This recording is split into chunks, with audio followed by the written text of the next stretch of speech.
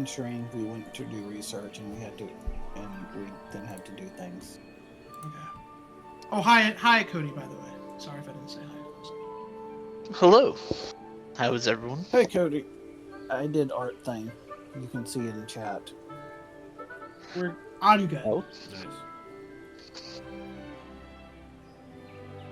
Oh. I'm gonna be sick over Thanksgiving. That's right. Yes, you are, Ian. Hell yeah. I feel it Right. starting. Last Christmas, I woke up like Christmas morning, and then just started violently throwing up. So it was great. Nice. Yeah, that's pretty good. That's pretty great.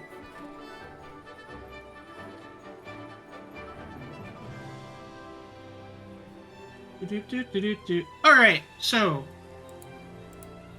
I'll start with the music. As a quick recap, last time on Strength of Thousand, you guys completed the Emerald Bow assignment. You guys had so much fun delivering mail. And then you all Leveled up. experienced silly little dewdrop. You all Forgot to say experienced- twice. So funny. Afterwards, you guys experience a strange nightmare of unknown origin. A sky blotted out in moss, skeletons, skulls below you wriggling with maggots, and something that is a worm that walks, yet made of a cacophony of different, or large A skitter collection of that different. walks. A skitter that walks, yeah. A large different collection of insectoids. You did some research into that. You also met Korid Ulawa, who is the foremost researcher and a teacher. She focuses on, of course, the study of bugs. She's a naturalist in general, but more specifically, she is a... Joshua's forgetting the word immediately. Entomologist. There we go. So, you guys at this point, I believe, are meeting back up. You would have shared information that you found out, so your notes are all kind of shared knowledge. And you're back at the Spire dormitory and ready for the final day of assignments. So far, you've completed an assignment for the Rain Scribe branch, an assignment for the Tempest Sun Mages, Cascade Bearers, and the Emerald Bows. You had the most fun during the Emerald Bow assignment because you love delivering mail. Finally, you would figure this out just through process of elimination. The Unjati branch is the last to give you an assignment. So as you walk up to the dormitory kind of entranceway, you see two people, Okoro and Naxolo. I don't think you guys have ever talked to them for any reason, so you have no idea who these people are. They seem to know you, and they wave you over. And give me a second so I can put their faces in here.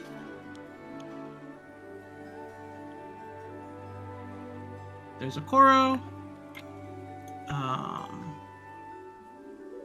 And here is Naxolo.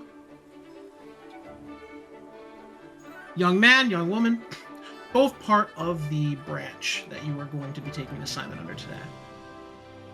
As you approach, they both walk up to greet you, meet you in the middle. The man seems very enthusiastic, and the woman seems kind of just quite literally dancing to the tune of her own, or beat of her own drum. Some kind of imaginary beat in her head, but you hear sort of faint phantom music playing in the back as she's just sort of moving to that beat.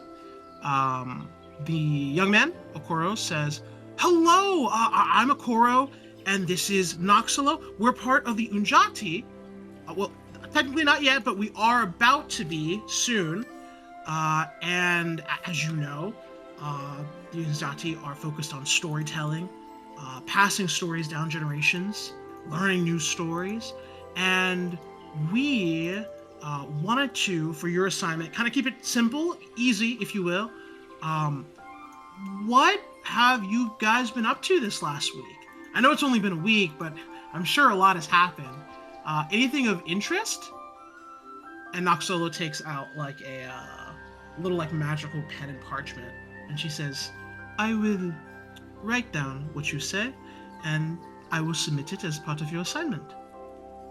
Please feel free to tell us exactly what you would like to, or keep what, but make sure to understand that whatever you tell us is going on record."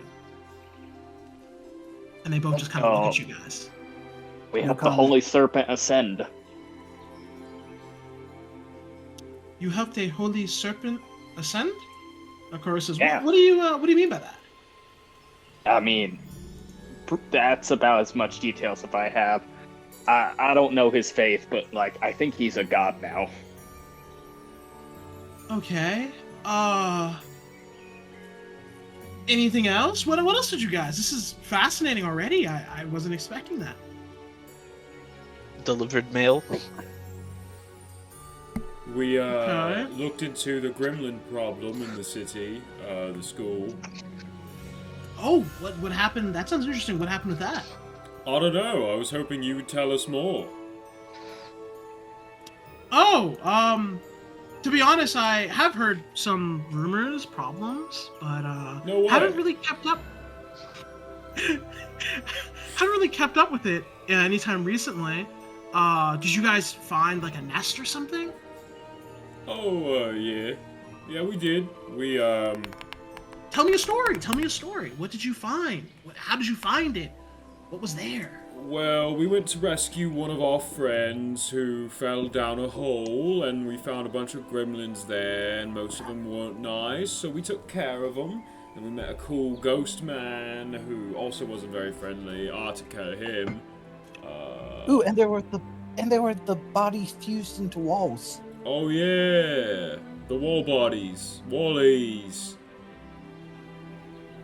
If this is going in the permanent record, I want you to know he was strikingly handsome. The ghost man who tried to hurt you? Hey, sometimes they try and hurt you when they're pretty. Yeah, they're gonna sense motive, you guys. Hold on a second.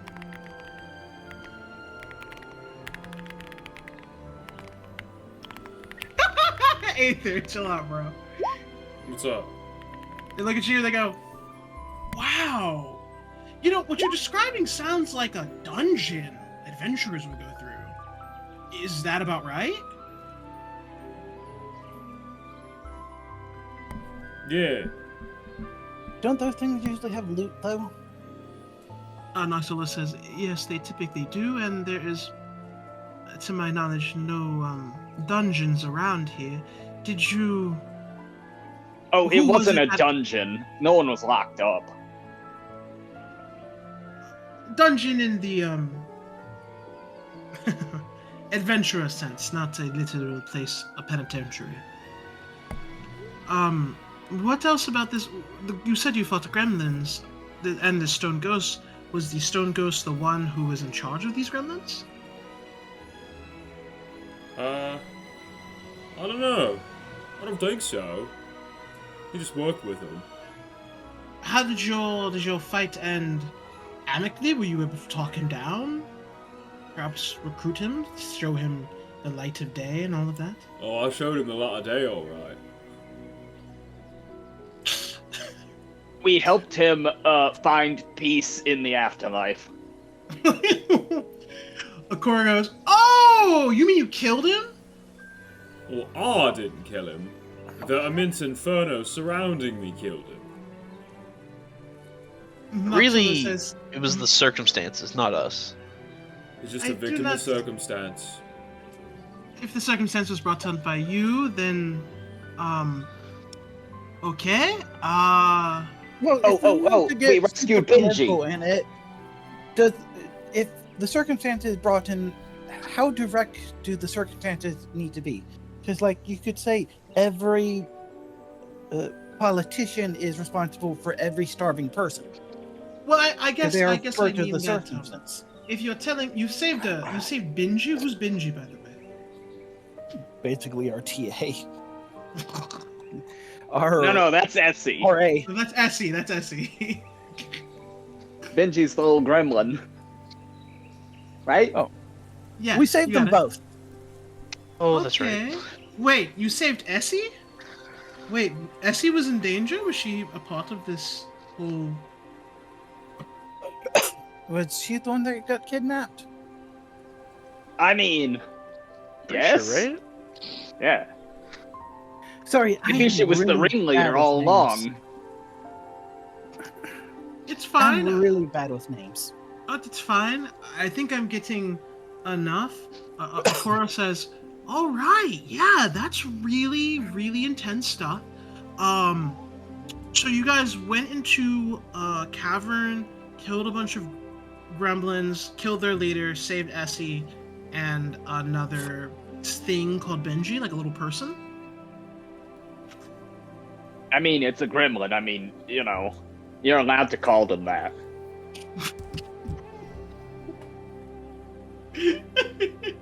That's pretty funny.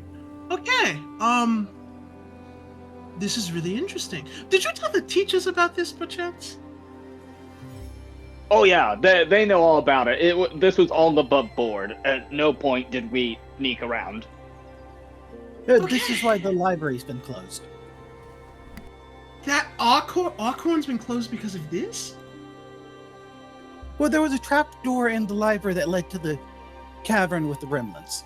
And they don't want people to get lost in the caverns. It's really rather responsible when you think about it.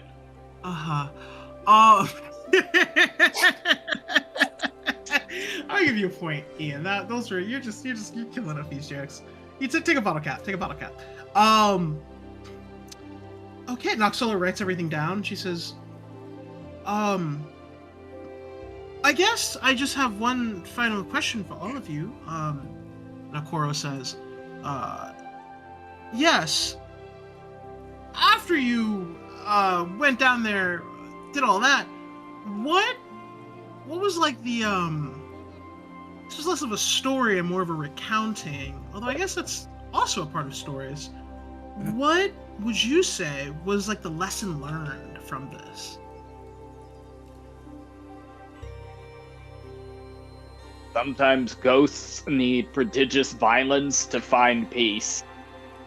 The school probably should be more proactive in their underground locations and monitoring them.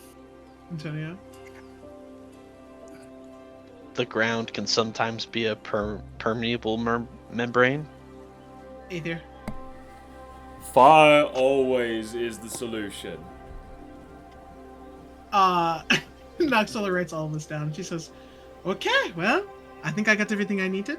Ogura goes, great, yeah, awesome. Yeah, this was really scary story, guys, but I think that was really interesting and fascinating. When I said a story, I was sort of thinking like, you know, some of the assignments you were doing or like the friends you were making, stuff like that. I wasn't expecting murdered a bunch of creatures from the Feywild. And Snake God. And a snake god, yeah.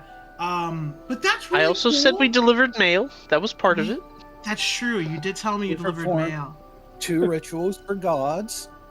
Well, no, we performed 3 rituals for gods. Yeah. That's great. Yeah, you guys are maybe. Ooh, there was the mushroom and the fungus and the zombies. That happened too. Okay. No, I think you told me the story you wanted to tell. Noxolo got it down. Yeah, you guys are good to go. That's really all we wanted to do for this assignment. You can hang out. You have the rest of the day off. I know that only took us literally 10 minutes, but yeah, we just wanted to keep it simple. You know, we know it's been a long week. Now we know it's been a really long week for you, actually. Did you guys have... So, you know, Zunjati, these stories, we're taking this is going to actually be on the, as you can call it, like the school news board. So everyone will hear different stories that initiates have been submitting. And I think people are going to find your story particularly interesting. maybe run by the teachers first, because they might want to just make sure we haven't embellished it all. Nah. I think I'll just post this. It's really interesting, and I don't really want it to be, watered down by higher authority. I think that's kind of lame, don't you? Oh yeah, not very punk rock, I guess. Not at all. Can I recommend you put Firebirds just as a group name in there? Sure. Oh, is that your name of your cohort? Yes. I believe so. Yes. Is the tall shark man the reason it's called Firebirds? Well, and all the birds in the party. Yeah. So I'm noticing only one bird. No, there's 2 birds. I can fly. He thinks it's close enough. I've moved past it. There's no point arguing. He keeps trying to get me to play volleyball too. Come on, Although bro, they're set very me. similar birds. Set me, bro. Oh wait, what's volleyball? Is it like a game? Oh, have I got Oh, a no, story I shouldn't for have you? mentioned it. Aether pulls him aside. Aether is unavailable for the rest of the day. Okoro is here. Hey, Lance. Let me add a little note. Let me add a little note for you. You ready? Oh, here we go. Oh, 6 to 8. oh. Yeah. You guys have the rest of the day. That's it for the assignments. They do tell you before you leave, there is a ceremony tomorrow morning, the introduction ceremony. Wear some nice clothing, and Odd will come pick you up. Joshua's. He wants you to meet him at a specific location. You're given that location in the morning for the introduction ceremony, and that's all. You guys are free to do whatever the hell you want for the rest of the day. School starts basically not tomorrow technically, but you have another day afterwards. Tomorrow's like Saturday, the day after is Sunday, and then you guys start on Monday.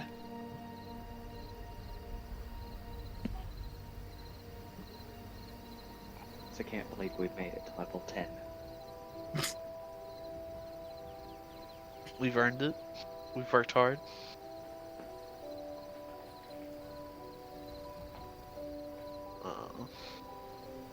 So what do we want to do, boys? You have about 10 hours before it gets dark.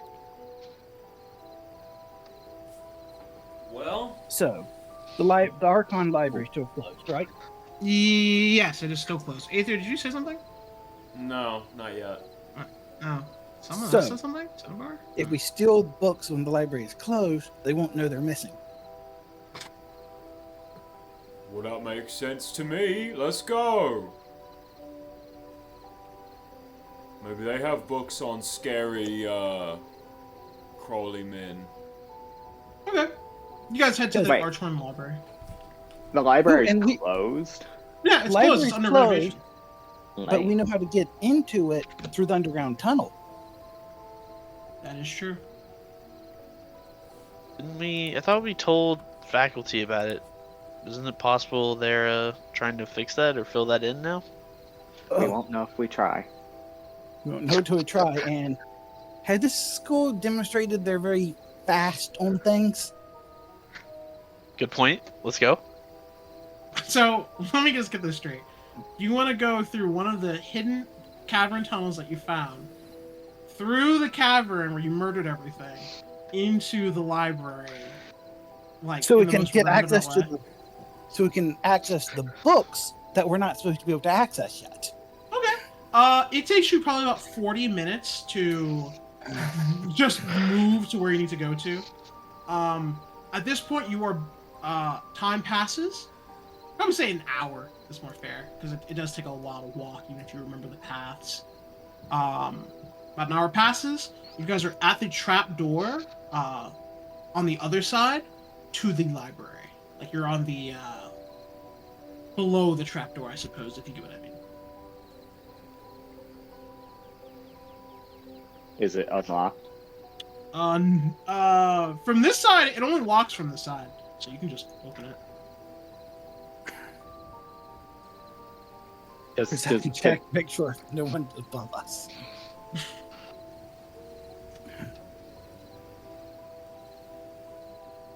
I guess it doesn't really. I'm sorry. It does lock from both sides, but this is the side that it is always unlockable for. I said something stupid. Yep. You push on the door. No resistance. Perception. Okay. Perception reveals 12. It's close seems 30 to you.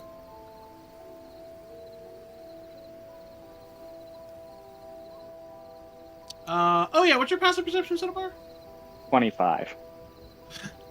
You're not hearing anything above Cinnabar. Can I roll to be stealthy? Sure. Whoever wants a stealth going up this trapdoor into the library, roll me a stealth.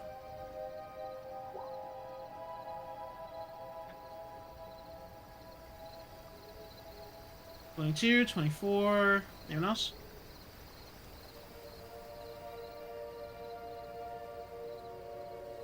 I'll let them stealth and check. And then I'll Okay. follow behind. Okay, Cinnabar and Antonio, you take the lead. You are out in the library. The library, there are no lights on in here. It's pitch black. I'm sorry. There are windows. They have been covered, so it is not pitch black. It is just kind of dim light all throughout this room. Okay, Wonderful. thank you, dark vision. Oh. I only have low light vision. Hey, he said dim light. That works. Where are the hidden materials? Give me a perception check. Search the library.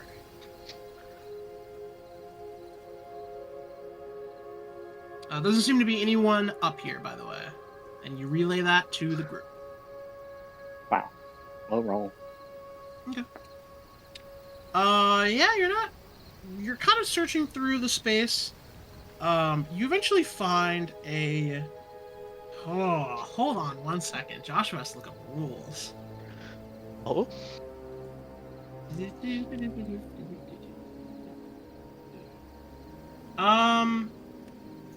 A quick search is ineffective. You think you'll have to do a larger search or use magic to find something hidden? Taking 20 just counts as if you rolled a 20, right? Yep. Can I just take 20 and take a 35? Sure. You spend about 30 minutes searching the library. Everyone else is, I assume, aiding you as well. If everyone aids him, that would be a +6 to his 35, correct? Yes. Well, you also count the familiar, the +8. Yeah. Yeah. Okay. The DC is 40. So you find a not really it's not trapdoor. One of the sections in the corner, non-fiction, just history lessons, books, very, very boring stuff. There is one book that makes a strange sound when you grab it and just kind of move it. It looks a little out of place. Very hard to discern, especially in dim light. But yeah, I don't think you automatically know how it works. You just know that you found something strange.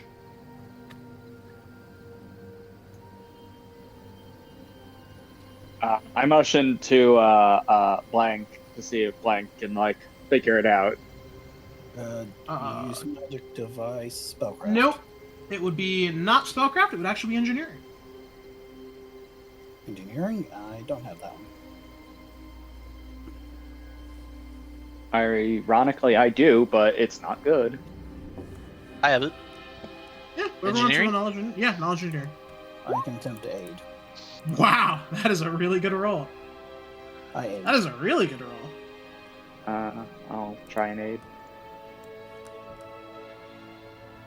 Ooh. Okay. Okay. 28. Messing around with the book, you kind of feel out and sense that there's just a certain way to grab it, lift it, and pull. And 2 minutes later, you are able to pull it out just enough to activate a mechanism that you hear slowly whirl to life. The bookshelf begins to slide backwards and then slide to the side. And waiting in front of you as the passageway opens is a familiar face. It would be funny if it was Takulu. But it's actually someone you have seen before, but you probably forgot. Does anyone remember who this is? You never really saw... I didn't have a picture last time. Was she the divination witch? Yeah, you got it. I just assumed it was Ron. That's funny. She is standing there, Jesus. just kind of flipping pages in a book. As the door opens, she just looks up and she says, "Oh, you're finally here." Hello, Destiny. Hello. I don't remember telling you that's my name. We all have our secrets, don't we? It's not my name, but He winks at her.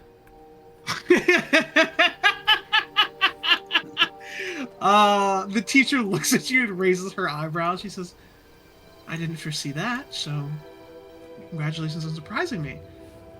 What's unsurprising is that students are looking for something they shouldn't have access to. Might I ask why our beloved students are looking into secret knowledge?" All knowledge is secret until you read about it.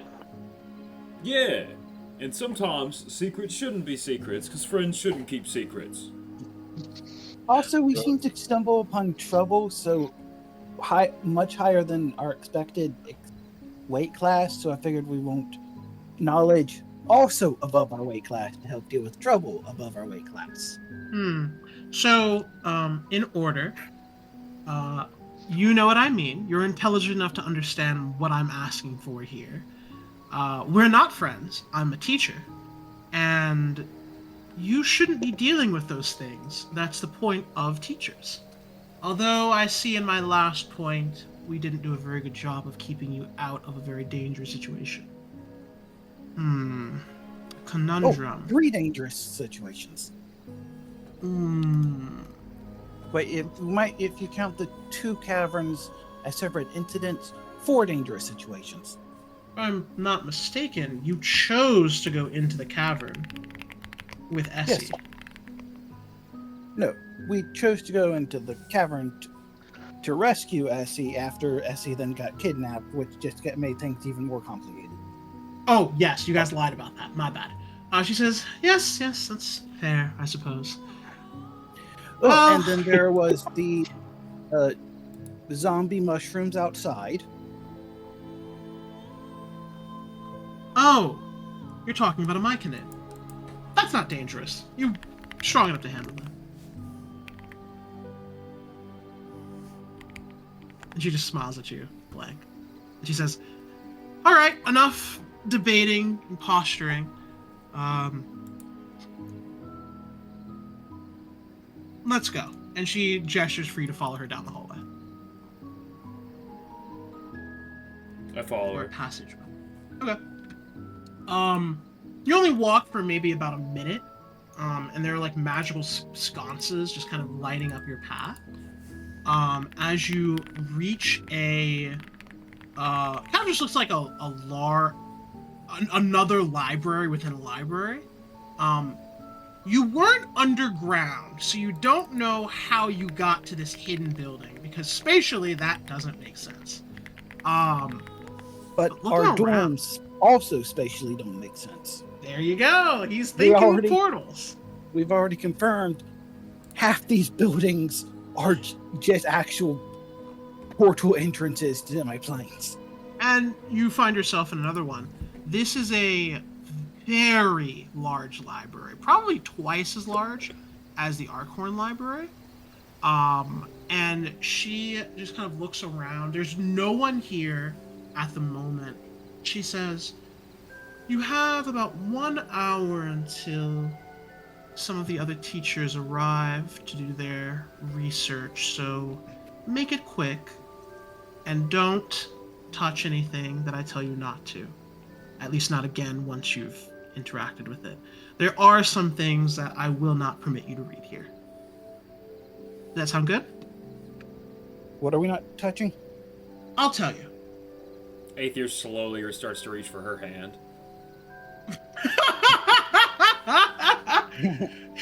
The teacher looks at the student once more and raises her eyebrows. Yeah. It's okay, I'm not teen. Yikes. It's okay, I'm a shock man. I'm a shocked man. Technically, I'm not a student yet. Oh, true! You guys are free to do what you want. You're in a forbidden library that you really shouldn't be in. So, what do you want to do? Books. Curses. Book. Find book. Okay. Party. Go ahead and make me. Here's what I want you to do. Go ahead and make me your roll for finding this. It is going to be not a perception check. It's going to be a knowledge check. And I will tell you if you are able to find it.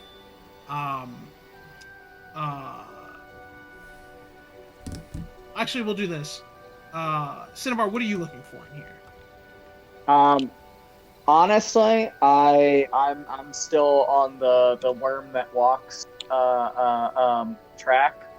But weird angle. I am looking for some form of, like, I don't know, bug repellent, something that can, like, prevent worm that walk bugs in our brain. Oh, yeah, I got you. Okay, that'll be a knowledge. Terrifying. Yeah, that'll be a knowledge arcana check. Go ahead and make that now. Next, Blank, what do you want? What are you looking for? Technique crafting magic. Okay.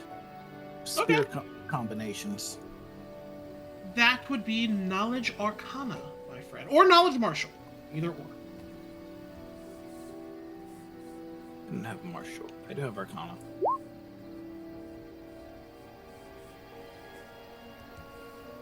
Okay. Antonio, what are you looking for? Curses, you said? Yeah, give me a book on curses. That's gonna be knowledge arcana because that's necromancy normally. So that's arcana. Okay. Aether, what are you looking for?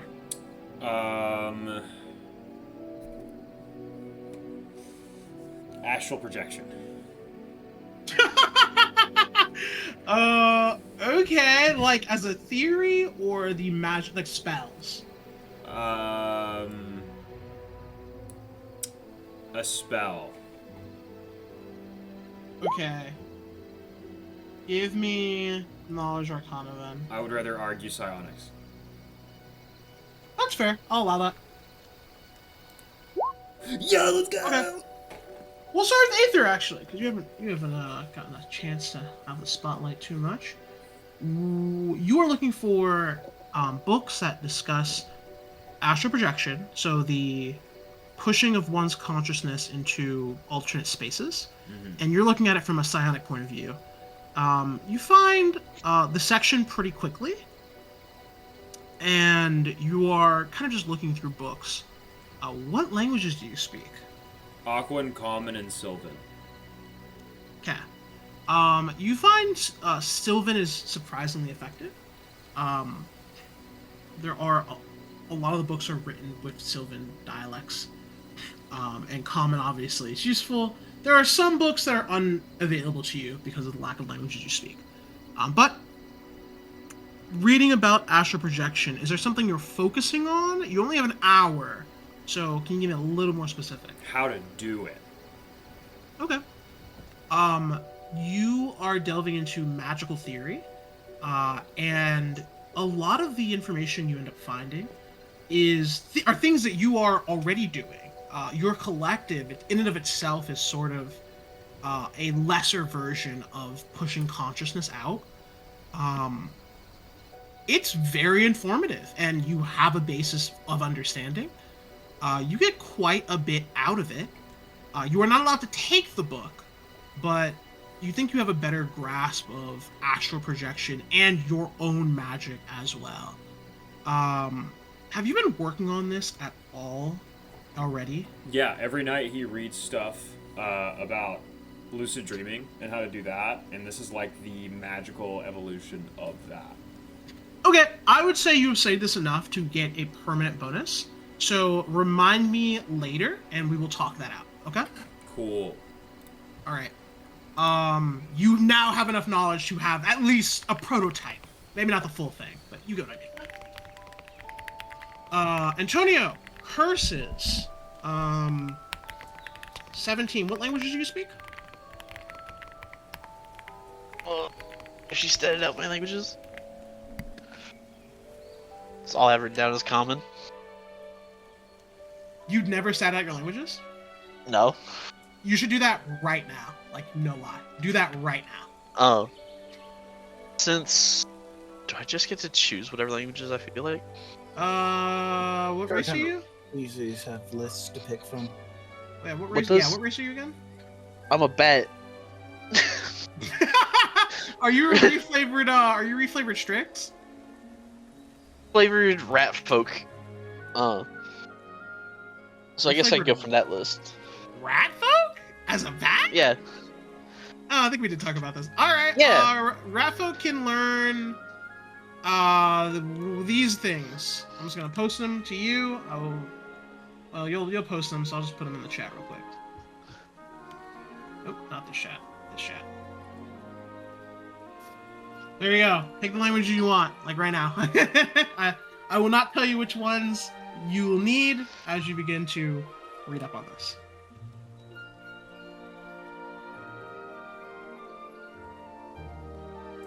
Can I get 5, I think. Mm-hmm.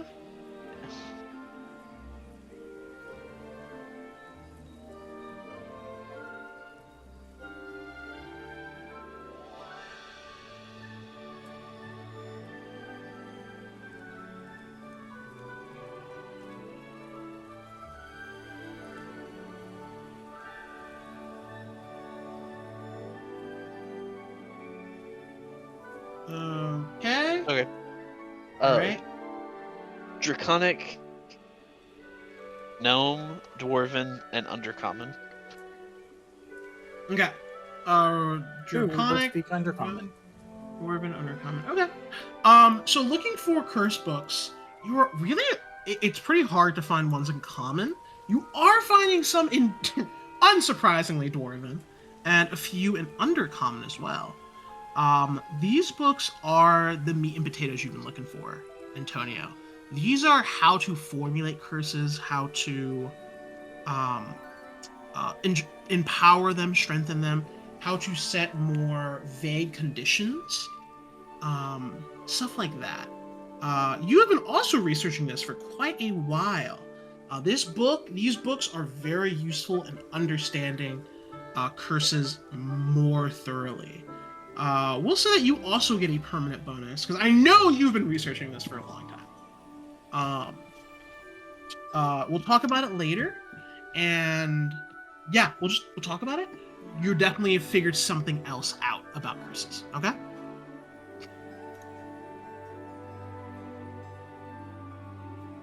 Alright, I'm gonna take that silence as an okay. Can you not hear me? No, I didn't. Did you say anything else besides okay? No, I just said okay. Okay, great. Just making sure I didn't miss anything. All right. Antonio, your curse knowledge has expanded. Blank. What do? Oh, by the way, Aether and Antonio. Aether, take a +2 to magic that relates to dreams or the mind. Take a +2 to that permanently. Antonio, take a +2 to knowledge of curses and hexes. If they're related to that, you know them more. Okay? Great. Blake, what are you looking for, my friend? Oh, I was saying magic combination and technique combos. Okay. Ooh, okay. What languages do you speak again? Okay. Hers were Draconic, Common, Undercommon, Magwambi, and Gnome. Okay, so you are seeing some in Magwambi. You are seeing a lot in Gnome, actually. There are some Gnomes scrolls. do go out of their way to do new things to keep themselves from Exactly. bleaching. Exactly. And they like to experiment. You find a number of books on technique crafting. And while to actually understand how to create techniques is still in and of itself quite expensive or quite a skill. Yeah, she You has do- that. skill. Do you have technique crafting? Yeah, I have. She has technique crafting. She has better than base technique crafting. Okay. I can use techniques as if they were a scroll, even if I don't normally have the spheres. Okay. Then if you're trying to learn specific techniques, we'll say that from this you probably have time to learn 2. One is a gnomish technique that allows one to blink in and out of existence, and we'll talk about the other one a little bit later, because that is also a custom thing, but that's more of a consumable item that you're essentially getting. So yeah, you're able to find 2 techniques that you can probably utilize using your own knowledge of techniques, and a little bit more understanding on different mentalities and methods of creating techniques. Very educational. It's very good. And I think you probably would just take like a +2 to knowledge martial if you don't have it already. Okay, I had knowledge. Martial +2. Yeah, a +2 bonus to that. The manuscripts are interesting, to say the least, but it would take you a lot of time to study these, or a lot more studying effort to get anything more permanent out of this. Okay. And finally, last but not least, our cinnamon boy, Cinnabar. Yes. What did you look up once more? I was trying to figure out like either how to craft something or just in general knowledge about how to defend against either physical brain bugs or whatever the fuck happened to us in our dreams. Okay. Basically, try and prevent some, because ants tried to crawl in everyone, and that was upsetting. That is a very upsetting experience. So this knowledge is not that hard necessarily to find. Oh, hold on. Oh no. Wait, can everyone hear me? I can. Oh, okay. Yes. My computer froze. All right. Well, you can still hear me. You can still hear me. Tell me if I cut out, I guess, or message me, whatever. Okay. You guys. So you are looking for a way to protect yourself against the bugs. There are a number of books on just like defending yourself against vermin of different species in a practical way, with just like different combinations of not herbs, plants, chemicals, scents. And there are a lot of books on protecting yourself versus mind control and adjacent abilities. You don't necessarily learn the ability to craft like specific potions and things to ward off against mental control. But if you ever do learn how to make those, or if you already have it now and I just don't know that you have it, they are more effective because you actually know what you're trying to prevent. Okay. So you're kind of getting just like a permanent bonus to crafting mind-resisting potions and alchemical items. Probably like, unironically, like a +5. Write it somewhere on your sheet. Probably a +2 for mental, for like resisting like mind control adjacent type abilities, and then another +3 if it's like vermin based.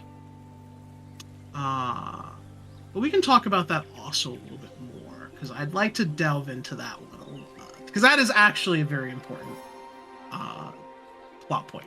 But yeah, that's basically what you get. It's a lot of just general information, nothing super specific, just relating to the topics that you researched. Cool.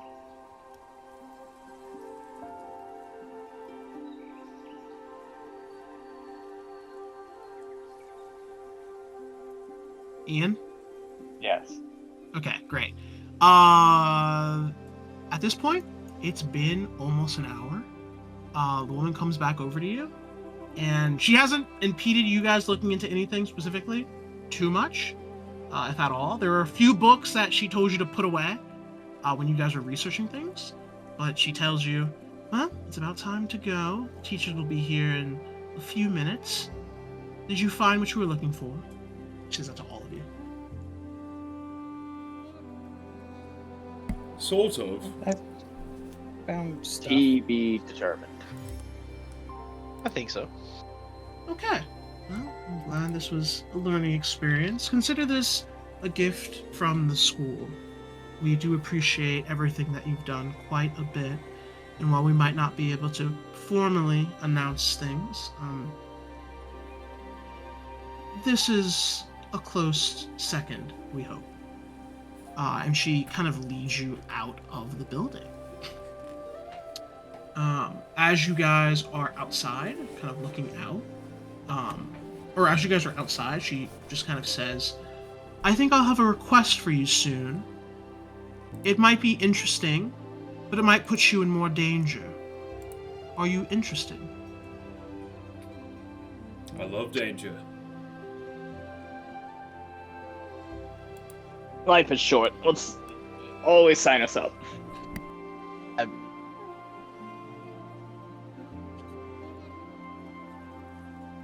Okay. Well, Antonio, did you say something? You kind of cut out, buddy.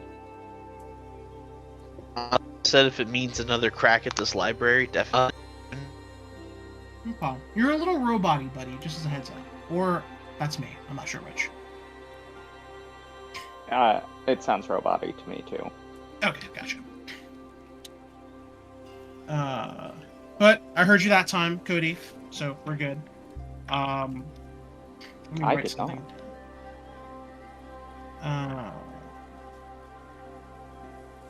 Okay. And blank, you also said yes, I'm assuming. Yes. Okay, cool. Okay. She nods and says, we'll be in contact after the school year starts. And you guys are off. To be fair, that took you a few hours, but you still have time before it's time to hit the hay. Is there anything else you'd like to do, or do you kind of want to just skip till tomorrow?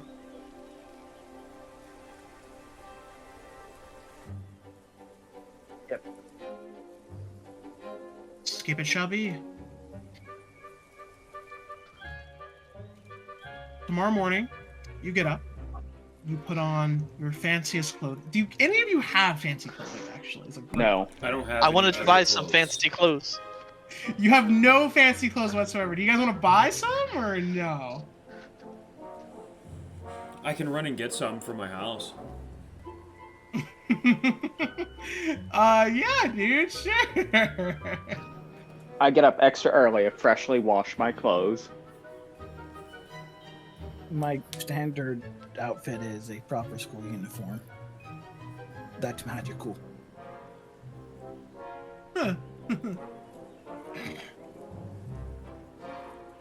Then, in the morning, you get dressed in your normal attire. or for Moltar if you have it. And you head over to, I don't know if the book explicitly tells me where it is. Just double checking. Ah! You go over to the speaker's stage. No, hold on a second. Hold on a second. Let me make sure I'm not crazy. Yeah, I have no idea where this is. You go over to the location that you were told to by Nakolu and Okoro, and you are currently the first one's there. It is looks like this.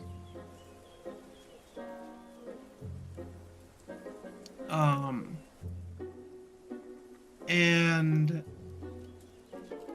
as you kind of approach the stage,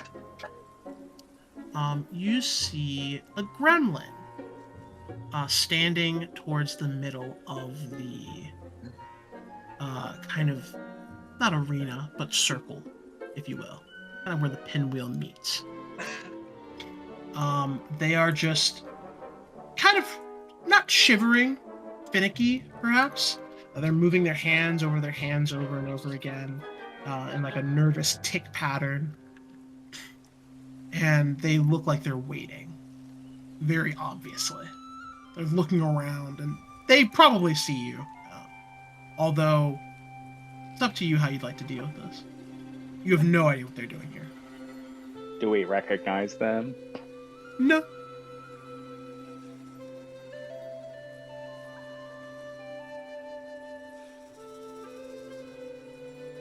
I guess we approach, right? Yeah, sure. I wave high. The gremlin scurries over to you, Cinnabar. Well, hey there, little buddy. It's wearing like a hood that's not doing a very good job of concealing its face. And it has the snout of a dog. Looks to be a similar, like a pugwampy. It looks at the four of you and says, "The gremlins have left Magambia. We wish that you do not follow us and you do not kill us as you have before." Oh, yeah, I mean, we weren't really looking to, like, murder Gremlin. You guys just sort of tried to murder us first. Looks at you, kind of turns its head. It says, "Did you not invade our home first?" I feel like the school property isn't really any individual's home. That was not school property, that was underground. Oh, I'm not familiar with like the range of ownership in Magambia. You burned us. He looks at Aether. You slaughtered us. You massacred our people. And we simply ask that you do not do so or follow us across the Great Green. Yeah, mate, listen, if I never see you again, nothing to worry about. If you start to raise your fists to me, I'll cut them off. It sort of cowers towards that, Aether. It says to you, we know about the king. He will return, and he will rise us to power. But we will not hurt you, as you have offered us this pity. Go in peace, young students. And he scurries off.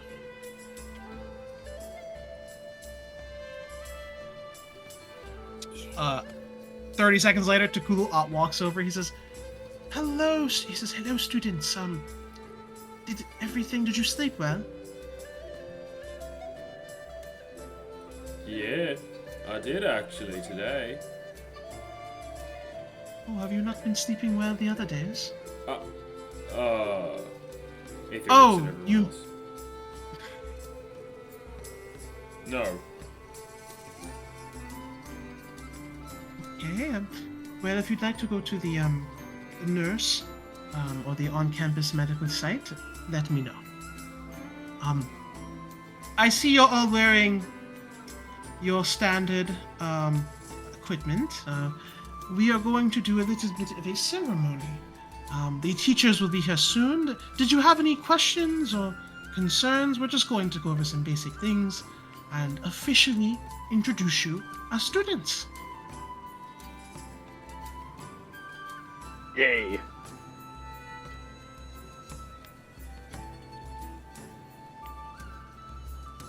Okay, I would take the silence as I know. And at that moment, you see a number of adults, like adults, coming towards the ceremony. Some fly in on giant birds, others teleport, some just appear out of nowhere, some walk up normally. It's probably about a cavalcade of teachers, over 20 are here, and they say, and Tukulu kind of has you all line up, and he gestures towards you to bow, if you will. Does everyone bow? Sure. I think that's traditional greeting, so yes. Traditional greeting. Tukulu says, these are our newest initiates into Magambia. They are a cohort that has gone through quite an interesting introductory week.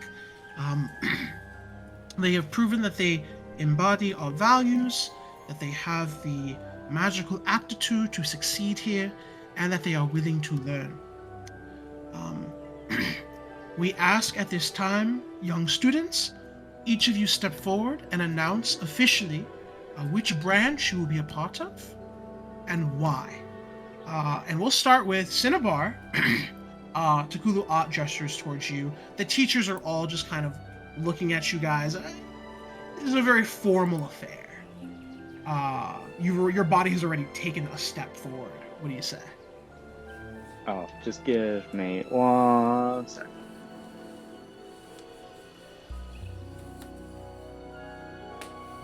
I may or may not have to look up what they do. Okay. And- Step forward. I'm like, I, Cinnabar, I plan on joining the Rain Scribes. Because I believe that admitting your errors and learning from mistakes is valuable for not blowing yourself up again. And also helping others with, like, what you learn. A good answer. And the teachers do a little clap. And then you step back. Aether, you're up next. He walks up. Lord Aether Katambi, I am going to be joining the Tempest Sun Mages because they're the strongest branch, and I believe in strength above all else. And he flexes. And steps back. You see Tukulu just get a little nervous. He says, young students, such imaginative and passionate people, yes. Gestures towards you, Antonio.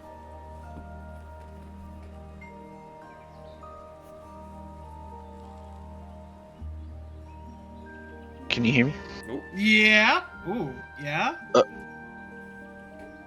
Okay.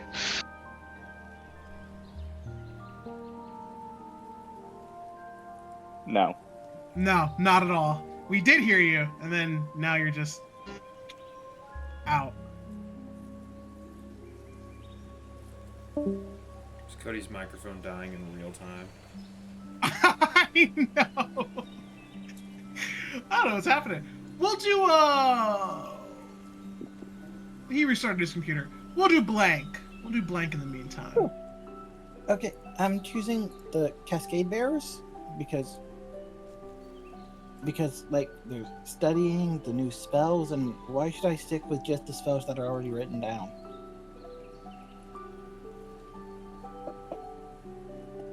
Okay. And when Cody comes back, we'll do his. They continue onwards. Each of you introduced to each teacher is like 30 plus different names. Joshua is not going to tell you the names of every single teacher for you to forget it. But it is a very formal affair. Everyone is very friendly, very encouraging. You are given well wishes, tips, and just sort of expectations to be set for what you're going to experience going to school. At the end, Takulu Ott dismisses the oh, there he is. Antonio, can you hear us? Cody.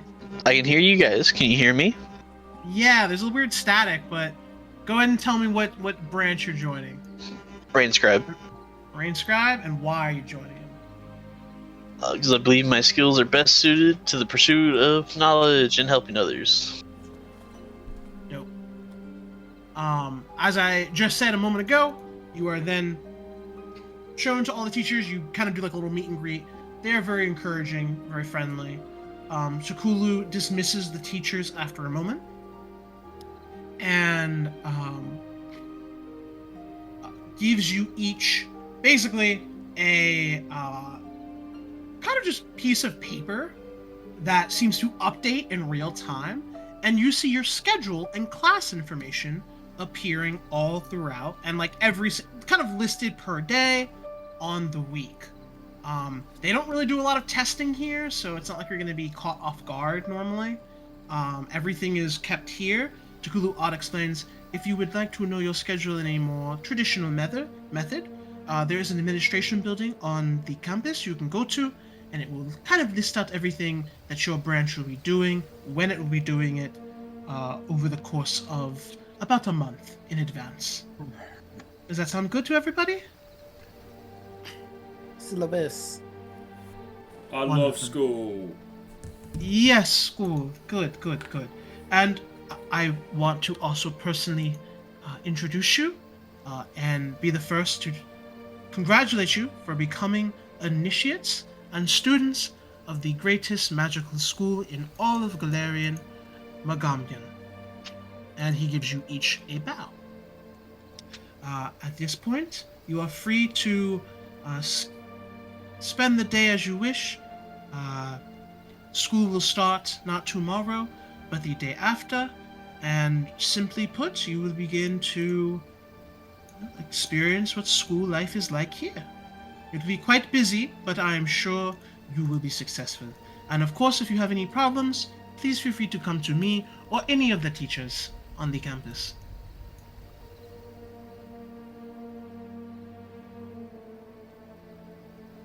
Yeah. Thank We you. won't.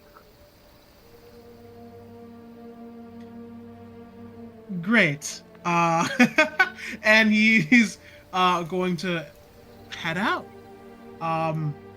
This point, you got your schedules. You know when class starts. We're kind of gonna skip ahead. Is there anything that you guys want to do in the meantime right now before I kind of take control for just a moment?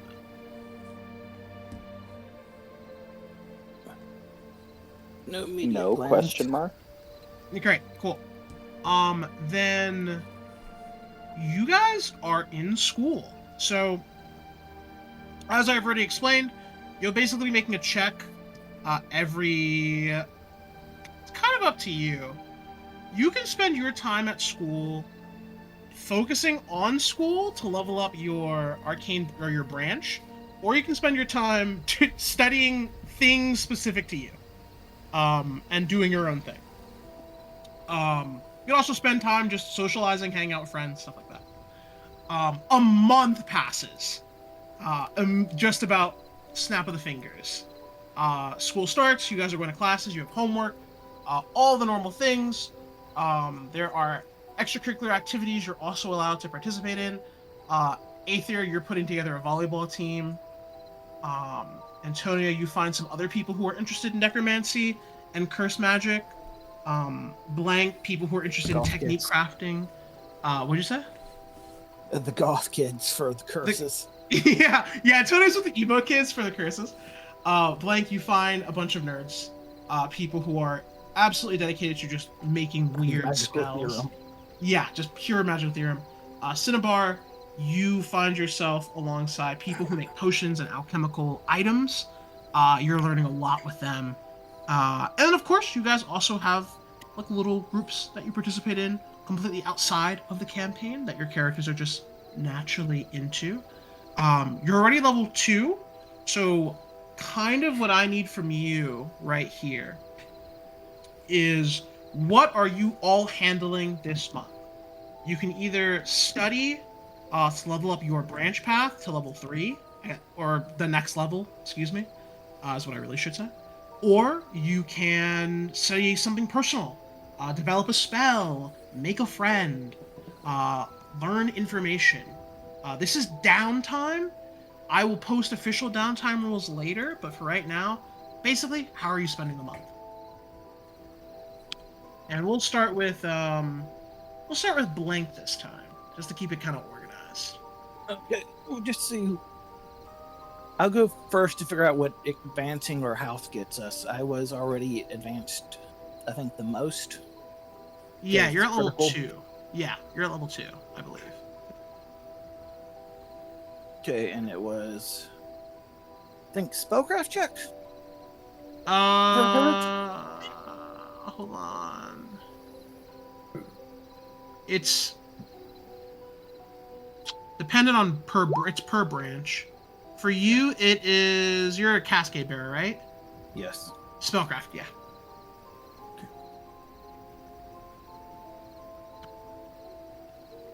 And then skill leverage, 420 plus 2 competence, only a 22.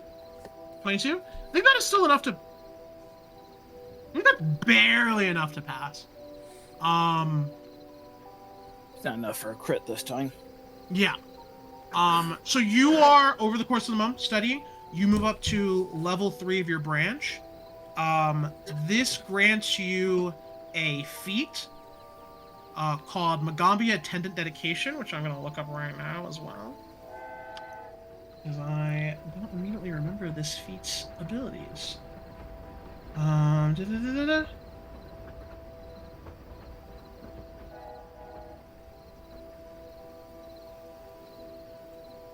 Yeah, I'll look that up in just one moment. I'm going to post it in the notes channel. This is the feat you will all get upon hitting level 3 in your branch. Okay, that's great. You are successful in that. Essentially, Blank, you are dedicated to your branch. You are studying your heart off, and you are your head off. I don't know what I was trying to say. You're studying very intently, and you are kind of just following the branch's normal progression excellently. That's it. Next person, we'll do Cinnabar. What are you spending the month doing? Probably the same, trying to move up in the branch and all that, because it is the first month of school. Actually, you know what? I lied. I'm gonna force your hand to finally make you meet up with me about it. I'm going all in on trying to figure out how to make magical items. Okay. You already have the feat. Oh yeah. You have your setup. You kind of already worked on it. I know Ian doesn't know how it works, but Cinnabar does. We'll say that you spend so you're just focusing fully on crafting basically this month. Yeah, I suppose. Okay. Then whatever you obviously I'm not gonna let my studies fully slip, but Okay. We are coasting a little bit right now. Okay. You're not gonna go up in level in your branch, but you're, keeping up essentially. Yeah. And you are able to craft, we'll just say, whatever. We'll talk about crafting. Yeah, we have a chat about that. But basically, I know that you're gonna have all of your crafting items probably created. If you're making anything for another player, just give them the item or tell them that it's done. I think Okay. Aether is the only one Well. who has something that's in queue. Yeah, if there's any players who want an item. That too. Does anyone want an item for him to craft or spend money? I don't have much money yet. Same. I don't have the money required. Fair deal. If you ever do want to, tell Cinnabar, assume this first item is crafted, because Cinnabar spent the entire month doing it. So assume that whatever item you give him, as long as it's like under 20k, it's gonna be crafted by the end of the month. 20K. We have 1.5k. Yeah, I know. You're poor bitches right now. I get it. Remember, you get a free 100 gold. Wait. Yeah, you get a free 100 gold over the course of the month. Because you're given that for free. At the oh, Jesus Christ, what's it called? I can The, get him student to sponsor. upgrade my academy uniform to the ninth level version. It's 2,300 gold divided by 2. Yeah, if you want to do that, you can just do that. Oh, I would I got a just- weird question. I would just tell Ian whenever you do it. What's up? What would be the rules for like reselling?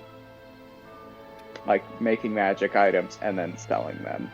If they're new, they get sold for double the cost that it was to make them.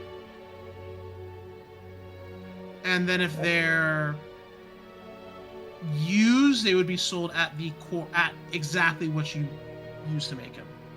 You can diplomacy check, honestly, to increase that value. Okay. So Pretty much, if wh- it's a commissioned item, you can charge full price. yeah. It's actually a great way to make a killing, very quickly. But we don't talk about that. We don't talk about that at all. Next would be Aether. What are you spending the month on? He's gonna figure out his volleyball spell. Okay. That's another thing for us to talk about. But you definitely, I think you probably work with Hybrid, right? Yeah. Yeah. You guys have the spell, like, ready to go. I'm going to say that it is made. We'll just hash out details. I think we already talked about the details for the most part. I just want to take another little group glance at them, but essentially consider the spell on your list going forward. Okay? The attendant dedication says you get a cantrip. And is this a 2e cantrip? Yeah.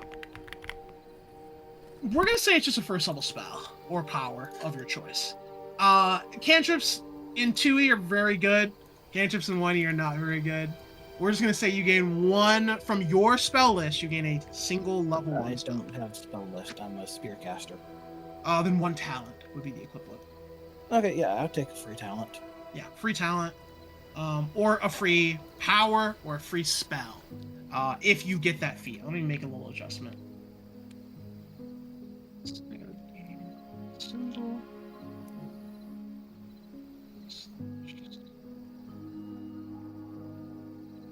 Great. And then you can train in Arcana or Nature or Expert if you already are. Yeah. And then you choose which dedication you're going through. It'd be Cascade Bearers, which would be required to get into Cascade Bearers Flexibility or Cascade Bearers Spellcasting. Correct. Which you can do later on. And getting trained in Arcana or Nature is just, it becomes a class skill. That's it. That's the equivalent. But okay, Aether went. Antonio, buddy, what are you spending the month on? Can I spend the month with that group of friends that are interested in curses too? Okay, are you just studying curse magic more?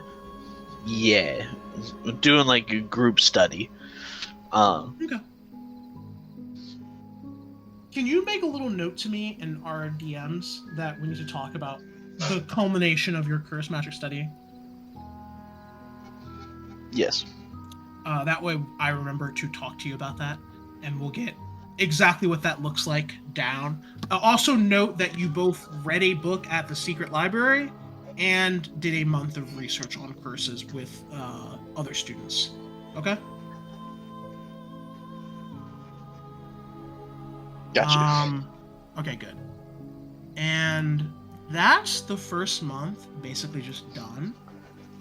The important thing now is your first kind of rant. It's not really an event, just something that's going on.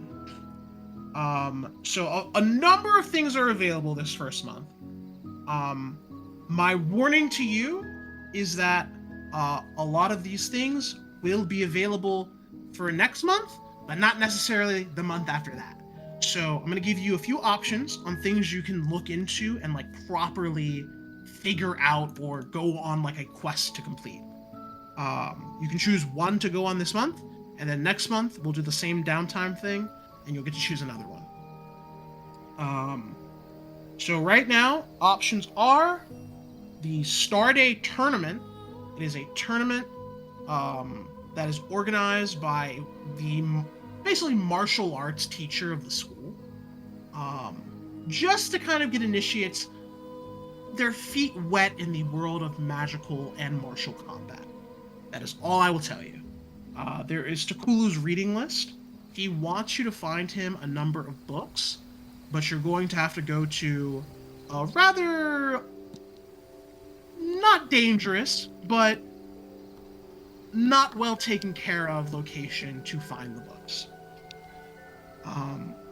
Farid Ulawa actually reaches out to you specifically, Aether, and she says she has a minor assignment for you to handle with your cohorts to look into the bug problem that has been occurring across campus. And then finally, Zuma, the crazy orc conspiracy theorist, has something going on with magical murmurs. Something's happening. She needs help completing an eccentric ritual. You guys are free to join and get more information on that, or do one of the other things. Ooh, we could go with Crazy Steve. So, like I said, you can choose one a month to take care of in between your studying and going to class and everything. Like I said, there will definitely be these ones available next month, but after that, it might not be available anymore. So, talk as a group. Tell me which ones you guys want to do, or just take a vote. I don't care. My vote is for the bug thing. I don't think it's going to be the most interesting, but it's definitely what Aether would want to do the most. Which one was the bugs? What's our top options? I put I them know in there's goals Crazy Lady. and quests. Okay, good. I can read that.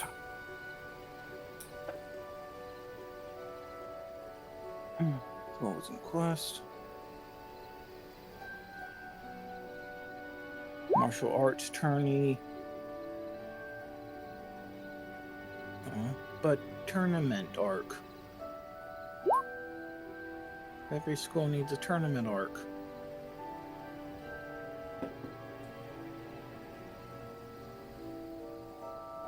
And it's going to be a tournament arc where most people are spellcasters. Is the tournament only this month? This is sort of meta. So, yes, this is not meta. The tournament happens semi-frequently. It is something that will happen multiple times, but not always. I mean, I think Lance the player definitely wants to do the tournament, but Aether absolutely. Bug thing is priority number one because nobody messes with me while I'm sleeping. Kind of vibe. Okay. So, Blank is going to push for the tournament because tournament means other people have talents and magic she can copy from. Blue Mage. So we have one for tournament, one for bugs. Other two players, please, inputs. I typed it in chat, but I voted for tournament. 2 for I tournament. was very unhelpful, and I voted for the bugs. But I would go. I'll go either or. So we're in the tie. I mean, the martial arts tournament doesn't really appeal to spindly Birdman who tries to poison things. But, like, hey, I can try and help people dope. Yeah, it's too bad we can't like just split into 2 sessions, so 2 of us deal with the tournament arc and 2 of us deal with the bugs. Unfortunately not. You gotta do them together, baby! So I'm gonna say that you guys sound like you're leaning towards the tournament arc overall. Like I said, the bug thing is not necessarily going to be gone next month. It is just kind of waiting to be done. Although if you take too long, it will be gone. So tournament is perfect. I can't take a picture of this.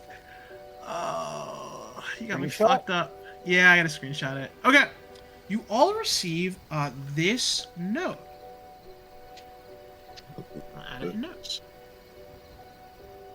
Newts. Send nudes. Sends nudes. As you're reading that, I'll just kind of talk a little bit over. It is being hosted by Mafika Oyuwari.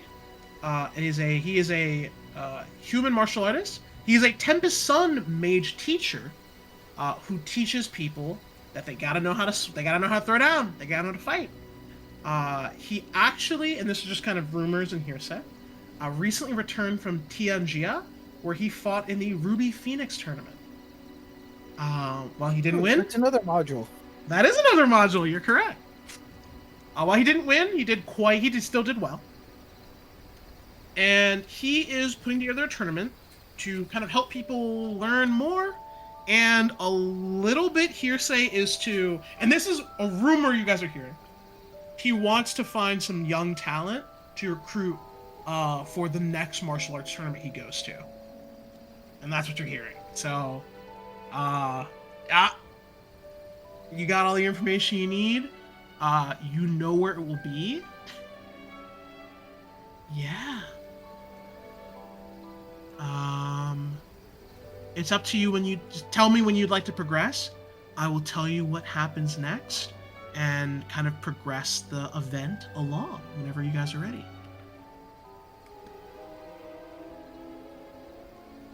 I'm ready. I'm ready. I'm ready. Okay. Then the majority is good to go. You guys go to the Leshy Gardens. I don't know. Somewhere on the big map. Joshua says, remember, he's put you guys on this map for the entire time. Where Leshy Gardens are actually just north of the Spire dormitory that you're staying in. And the tournament will be held there. And kind of in the sparring field. So you guys arrive at the gardens to crowds of students all congregating around the area. It is like a thick blockade of people. Cheshire, actually, your catfolk friend, waves you over, drink in hand, and just kind of grabs you all and leads you to an open spot near the front. He says, yeah. He takes a swig of some very strong booze and says, "You haven't been to one of these, have you?" No, this is our first month actually at school, so how else would we been here? This is famous across Natambu and across, well, the region.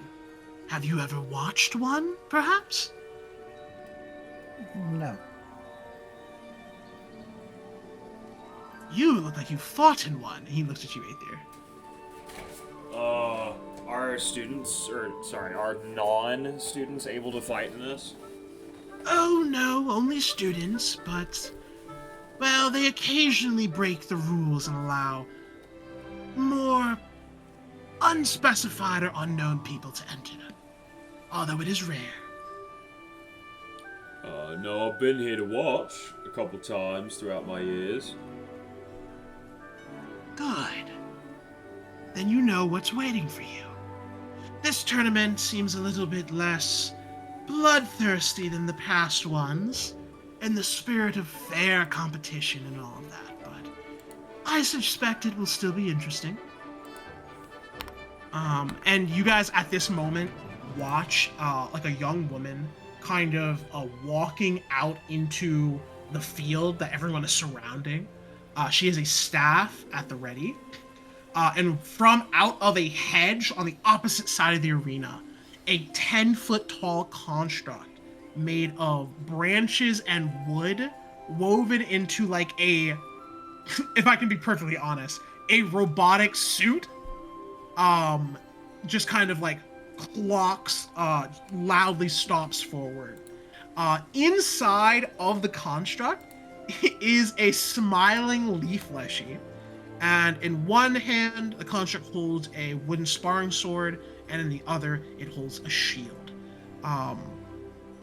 You watch as the attendant with the staff and the Aleshi in a wooden Iron Man suit begin to clash.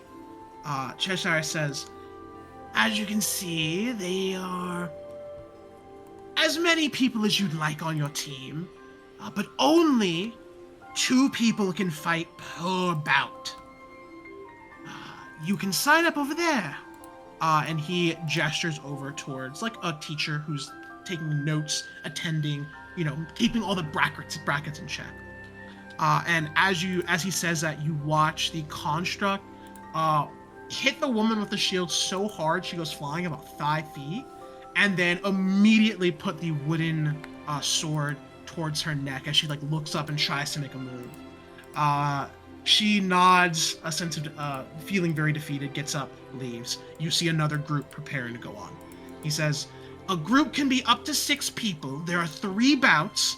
The winner is whoever can win 3 times, or win each bout. And you can only have 2 people participating at once, regardless of how many you're fighting at once. It's quite challenging, one can say. How long does this event last? Well, it's monthly, although some months it's not available.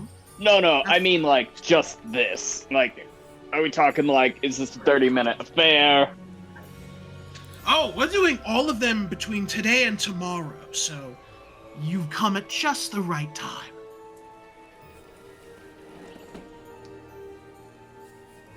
Each bout takes as long as it takes. Fights normally don't take longer than 2 minutes, but who knows? Who knows? Are you joining or not? Sure. I mean, I guess I will. Yeah, I will. Are you going to join as a team, or are you going to join as competitors? I mean, I think we should join as a team. Yeah, it's probably all 4 of us, right? And then, I know only 2 of us can fight at a time, but all 4 of us can join together, right? Yes. That way we can use your potions and stuff. I mean, are they really gonna say, "Oh, I'm sorry, that potion that you took well before the start of the event, oh golly, I guess you can't participate." Yeah, I mean, that's true. It's part of my daily breakfast routine, like my protein shakes. Yeah, no, I'm joining. I just, Okay, all right. And he directs you over. You sign up as the Firebirds? Of course. Duh. Oh yeah. Okay. All right. You guys are all going as a team. You Also, sign up as a drink my fire potion. I drink my potion immediately. Hey, it lasts for 4 hours. That's true. Do you guys all drink your potion? This will be over in world. This will be over in like probably 2 hours. I'll wait till closer to time just to be safe. Okay. And then there's like a 5-hour potion. It's 4 hours. You guys sign up, and you are watching some fights just happen in the meantime. Hybrim, Essie, and Mariama actually form a team together, and they win the first bout. You watch them completely, specifically Hybrim and Essie team up for this first one. Essie supports, and Hybrim kicks ass. He pulls out a halberd, enchants it with fire, and just completely wrecks the Leshy. He takes some hits pretty poorly, but he's a pretty strong fellow.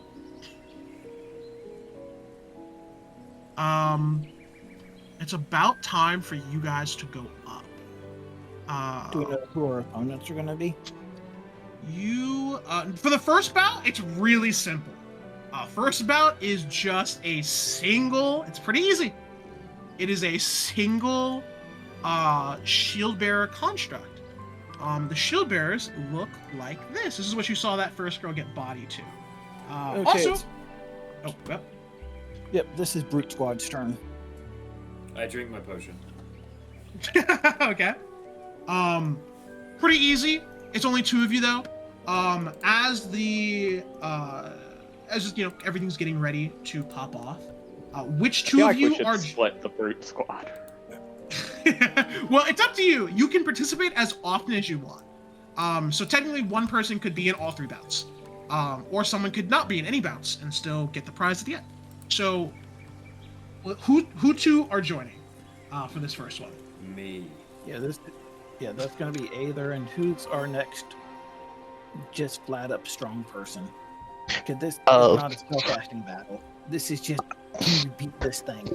You can use magic. Magic is not like off limits. I just want to clarify. I need to run downstairs and grab groceries with Jazz. I will be back in like 30 seconds. Antonio, are you joining the tournament or no? Are you doing the first bout, or is someone else joining the first bout? I mean, I can do it if they don't want to, since I'm melee.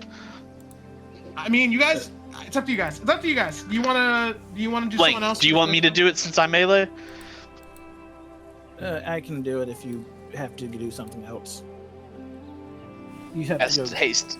do your laundry. Yeah, go and cast haste, and Aether will do most of the work. That's fine for the first bout. It'll be pretty quick. Okay. Then Blank, get on there.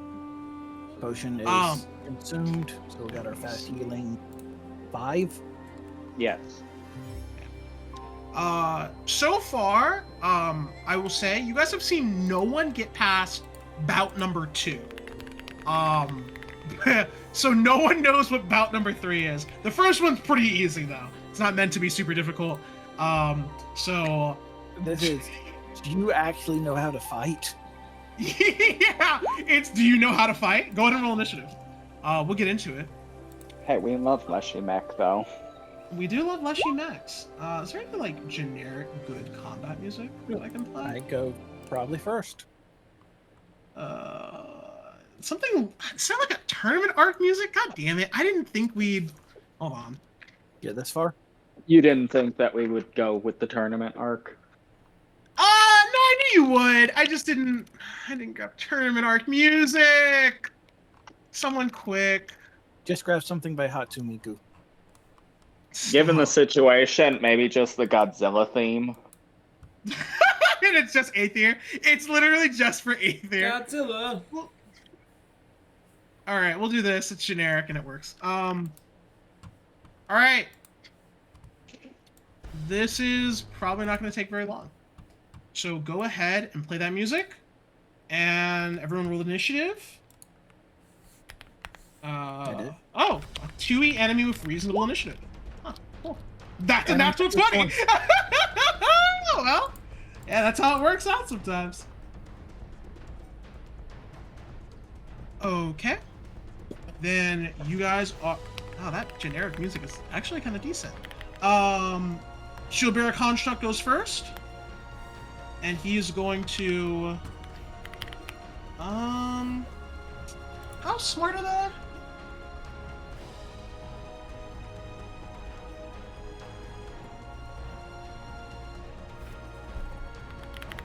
Pretty smart. Okay. He will move right here and ready an attack. That is his turn. Blank, your turn. Okay, I will. Either you want haste? Of course. Okay, I'm going to haste Aether. Okay. I'm saving my Aether. spell point. I'm just gonna. Yep, one spell point. Aether, you're hasted for 3 rounds. Cool. And then Yeah, I will take a step back. Yep. And as a reminder, you guys will not. This will all be in one day, so you will not have time to regain spell points or anything like that. Yep, that's why I'm just hasting you once. Okay. Instead of hasting myself. Fair deal. Then, Blank, is that your turn? Yep. Okay, Aether, get it, buddy. I'm hoping you are using 2E mechanics, so I'm going to spin my psionic focus to cast Flame Strike to give myself 1 fire damage on all my attacks. Okay. That's it. Okay. Shieldbearer is going to move here and take a swing at you, Aether. What's your AC? 23. That hits! That hits! You take...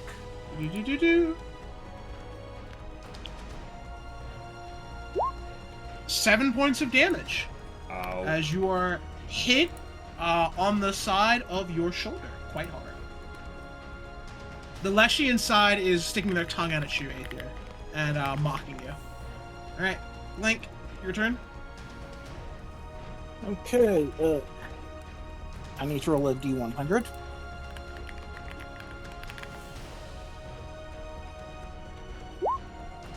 We're good.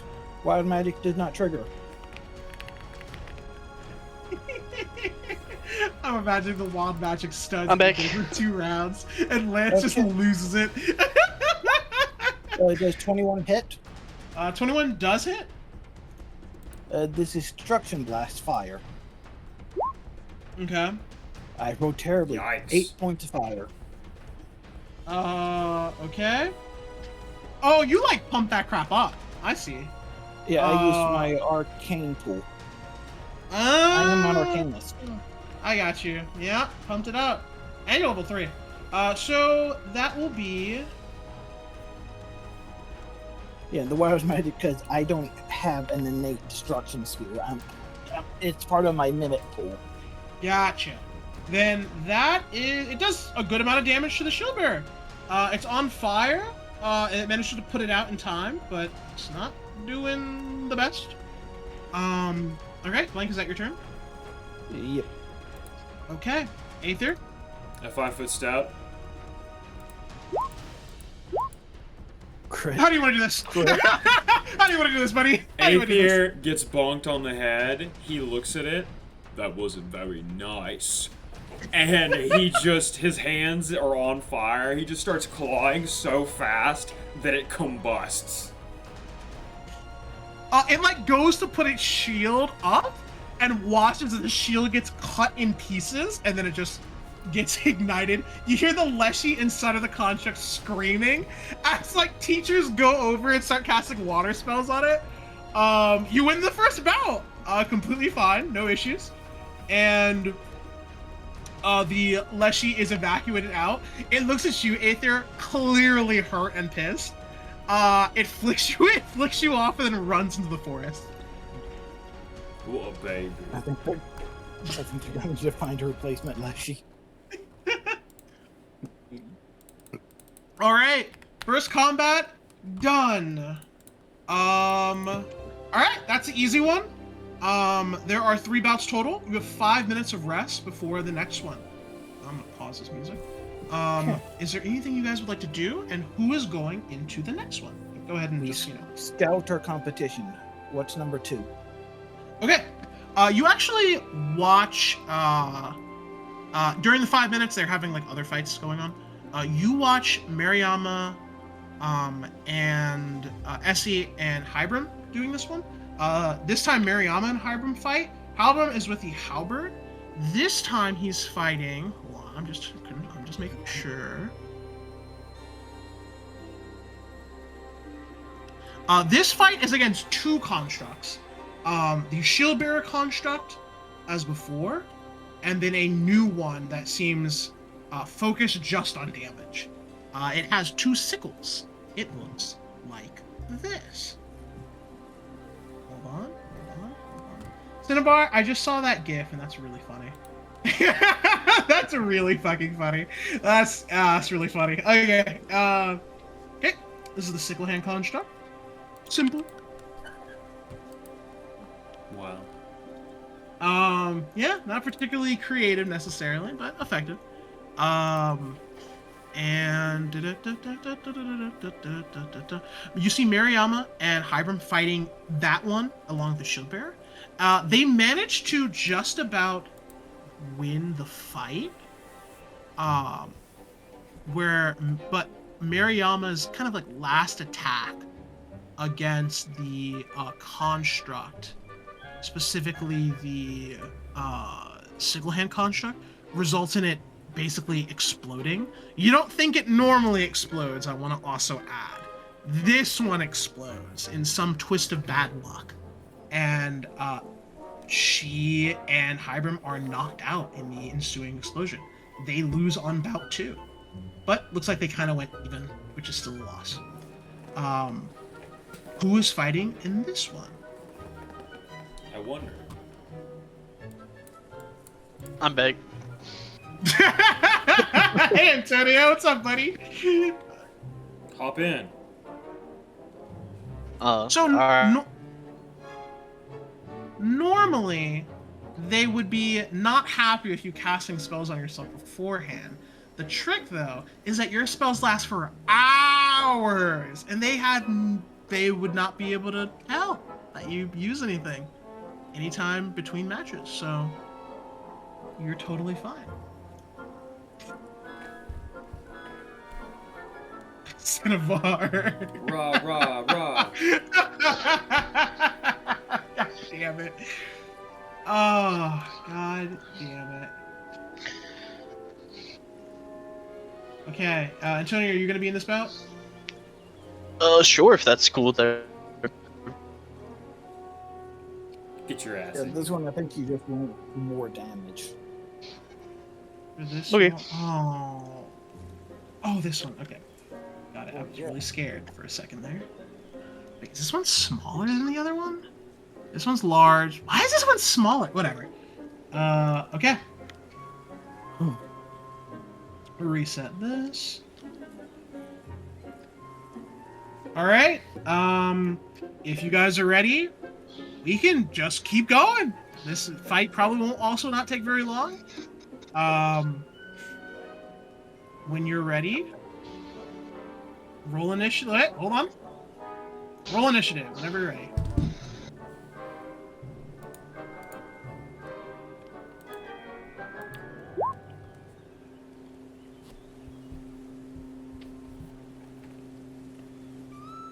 So that would be...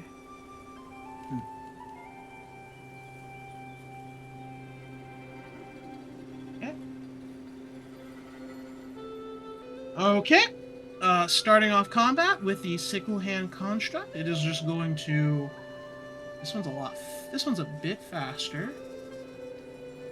It is going to move right about here. Wait. Right about here, and chill out. Antonio, it's your turn.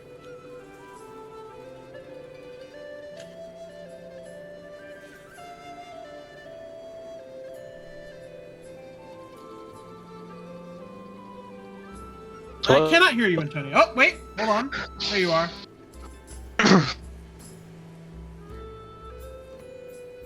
We believe in you, Antonio. You got this, Cody. It's your turn.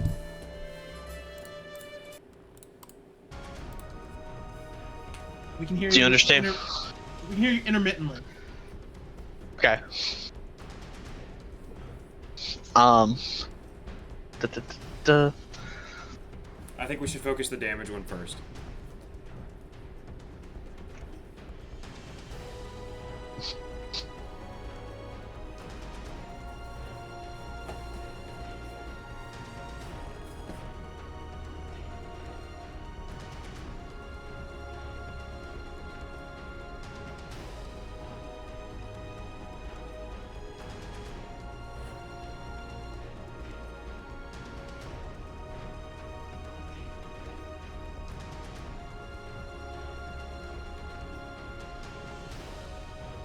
We cannot hear you. Can you hear us? Swift action curse. All right. Then I assume you're going to attack normally. Sounds like a router reboot's in your near future. Okay, if you can hear us, that's all good. We can hear you sometimes. Just go ahead and make your attack. That definitely hit. Wait, yep, that hits.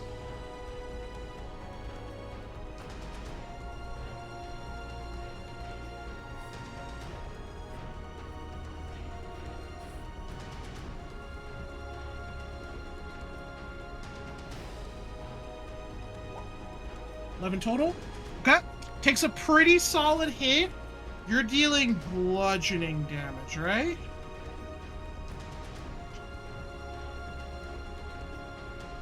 Yeah, 1. Sorry. I see it.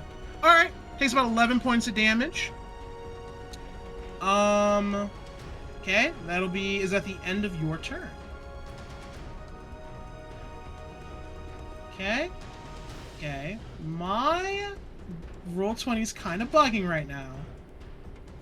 Oh god, what is going on tonight, bro? All right, Theater of the Mind. This with me a little bit. The Shieldbearer construct is going to 5, 10. Wait, 5. No, okay, so it's not going to be able to fully surround him. It's not going to get within flanking distance. Oh my god. Roll 20. What's going on? It's not going to get within flanking distance, but it is going to kind of move around into a space that it can hit you, Antonio. It doesn't provoke attack opportunity. It's a large creature. It can just get you from the same distance. And then it is going to attack you once. Oh my god. Hold on a second. Who's it attacking? Attacking Antonio right now. Okay. And I need to fucking find a way to roll dice because my browser is currently glitching out. It's awfully far away to be attacking. Wait, I fixed my browser. We're good. Okay, sorry. It's right here. My bad. Okay. Sorry about that. We're Theater of the Mind there for a second because my browser was not letting me move anything. All right. 20. Okay. Yeah, that hits. That is a critical threat. I'm gonna roll again. Yeah. Okay. Antonio, you take 21 points. God damn! The Shieldbearer construct takes its sword. It goes for a strike. Feints into a curve strike right into your neck, right into your little bat neck. It hurts. It hurts like hell. You hear the crowd go ooh as Antonio takes the hit. But he's still up. Okay. Aether, it is your turn. Antonio's fucked up right now. Oh shit.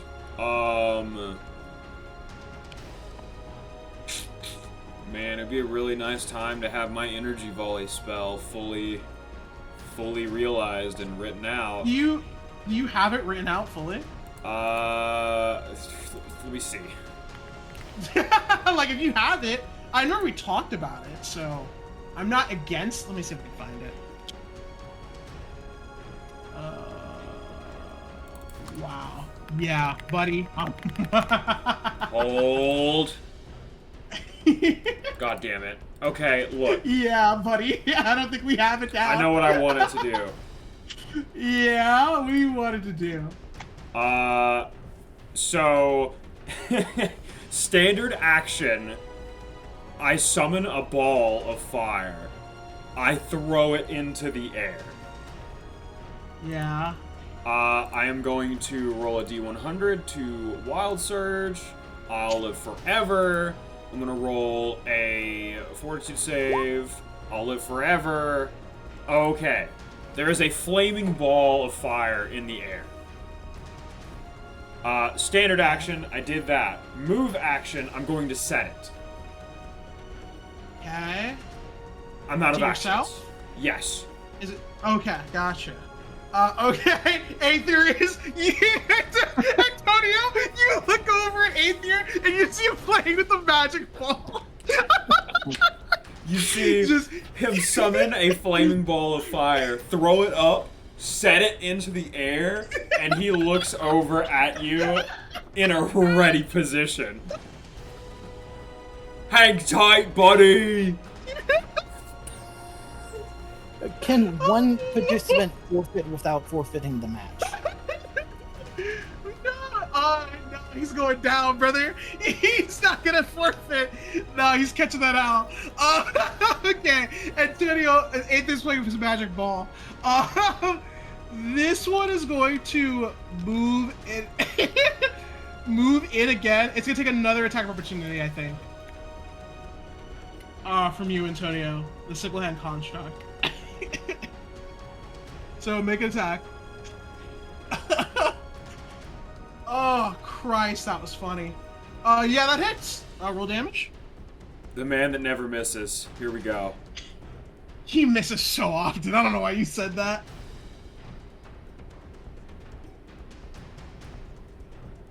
Did you drink your potion way before the fight starts, Antonio?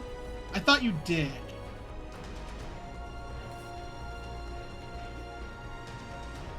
Sure, that's fine. I assumed you did. It's all good. Antonio, the sickle-handed construct like moves. It kind of feints like it's gonna go in forward, and then tries to circle around you extremely quickly. As it goes for a strike, like lunging at you, you just turn and with one solid, smooth motion, smash into the side of the construct, sending it flying about 5 feet. It hits the ground, and the construct just breaks apart. The Leshy goes, "Heh, heh, heh," and it just runs off into the garden, leaving the destroyed construct behind. It is now officially your turn. Heal that 5 HP. Yeah, heal that 5 HP. Yo, heal that 5 HP, nigga. Take your 5, bro.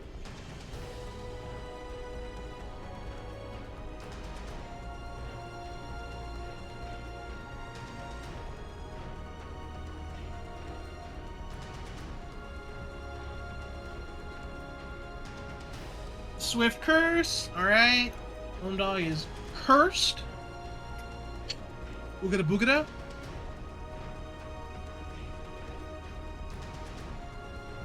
Okay. What maneuver are you using, my friend? That hits. God damn.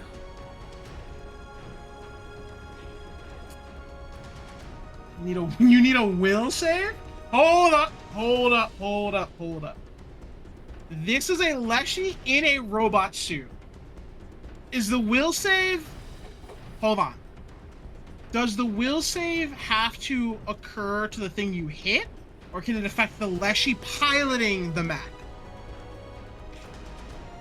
I don't think most 1E considered this option. Yeah, if you tell me the name too, I'll look it up. I just don't think it will work the way you want it to, unfortunately. Terrifying blow. We'll say that works. Actually, you know what? I'm fine with that. I think that makes sense because it is gonna feel this. Oh, that is a save. Unfortunately, it saves. Okay, then roll your damage.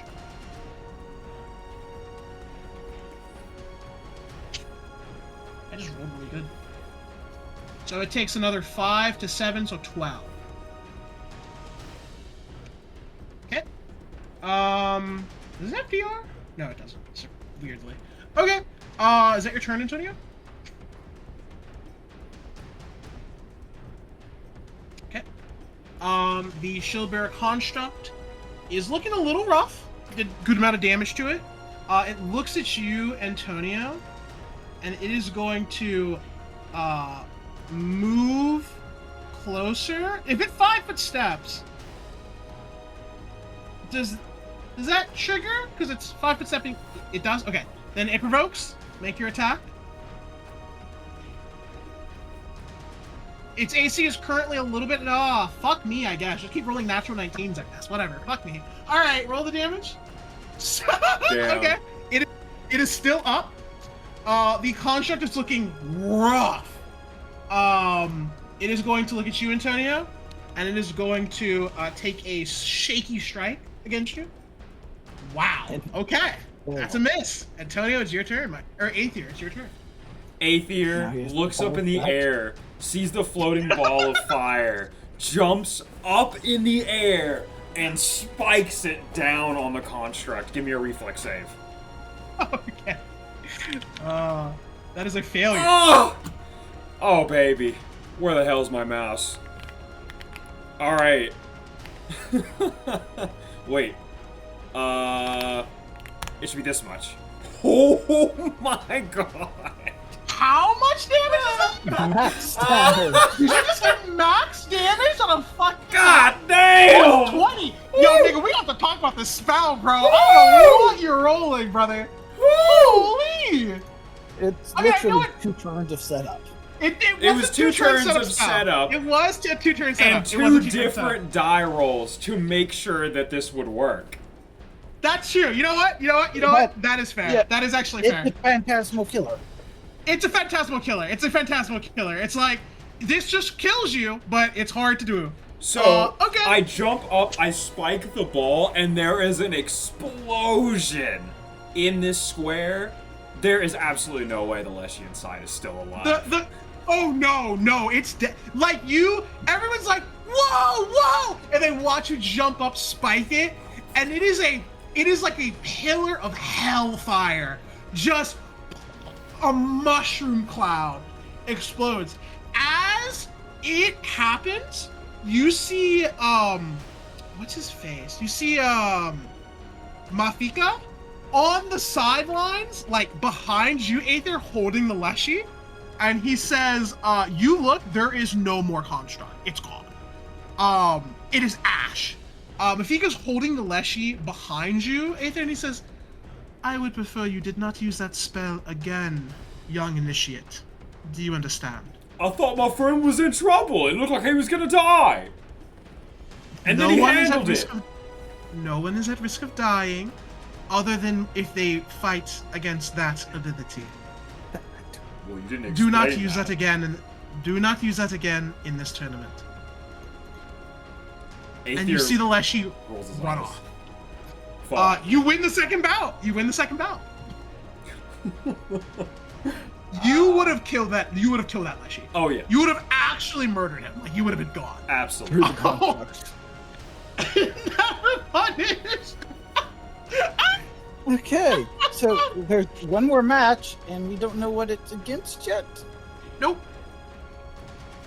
Okay, I'll take the Aether. You want me for round 3? Sure. Since it's an unknown. Yeah. Antonio, you have a headache. Cinnabar's magic heals you back all the way to full. You saw the headache. That hurt. Okay. Ooh, maybe it'll be a spellcaster this time. Mafika dresses you guys out. You have 5 minutes of break. notes? And Got past round 2? no one has gotten past round 2. Besides, no one recently has gotten past round 2. Round 2 is the one that typically gets people. You see one person make it to round 3, but they are going to go after your fight, so you have no idea what to expect. Oh, we're going to be the one giving them information. You have 5 minutes. Anything you're doing other than just changing out members? But hey, we have one less construct. It's kind of ash. I We might need to improvise round 3. If that was going to be a part of it. What were you gonna say, Cinnabar? Oh no, I was just wondering, could I pass a salve potion to someone? Does that count as interfering? I think you can use items during the fight. So It yeah, is a full potion thing. yeah, you can just give them a potion that they can. Wait, hold on. Let me look at the rules. Hold on. Hold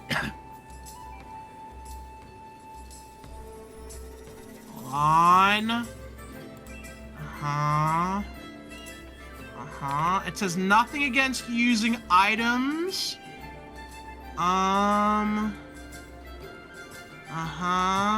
Yeah. As long as you're not helping during the fight, you're fine. So Okay. you can give them salves in case they need it during the fight. You both have a salve just for shits and giggles. It does 2d8 plus 5. Okay. Okay. Okay. Final fight is this Leshy with some adjustments to how it looks cosmetically. This Leshy, or construct Leshy, however you want to call it, walks out. On its hammer on both sides are a magical formula, as well as some sort of formula like arcane sigils etched across its body. Who's fighting Blank and Ether? Okay. As it comes out wielding this hammer, you see it's like twirling the hammer in one hand, like menacingly. It is clear. Everyone is like quiet, watching this hulking figure come out. It seems tankier, stronger, faster than the other ones, and the magic of the sigil seems to be empowering it as well in some unknown way. Mafika says, "It seems we have our second person today to reach the third bout. How impressive! I cannot wait to see if you will serve to be our first victor, as no one has managed to, well, only one other has managed to reach this, and no one has succeeded. I wish you the best of luck, initiates. Begin the final bout." And the construct opens by slamming its hammer down and making a second. All right, we're gonna stop the session right there because this fight will take a long time. Yeah, it's gonna be a rough one. This is gonna be pretty rough. This is gonna be pretty rough. Was that a spell effect? That what's magic? It's cloning. It's shadow cloning magic, basically. Okay. Immediate action. Spellcraft. Do I identify it? Yeah, you got it. It's literally. I'll tell you the effect, but yeah, it's. I'll send it to you in Discord. But yeah, two. This is the last one. You gotta beat 2 of them. You beat 2 of them, you win. This is the hardest one. Well, Yeah. I identified the spell, which allows me on my Arcanus with my 2 counter spell immediately. Ow. It happens before the fight starts. It is part of the fight. I'm so sorry. I am so sorry. It is a part of the fight. If you can dispel it after the fight starts, go for it, but you cannot counterspell it. I can spell hack it. Yes, but you can do that once the fight starts. You can do that. Unless you're trying to cheat, in which case you can make a roll for that. But we will handle that next time. For now, you guys are in your first little tournament. There will be we'll see how you guys do on this 3rd round. If you do really well, I will have a fun 4th bout ready to go for you next session as well.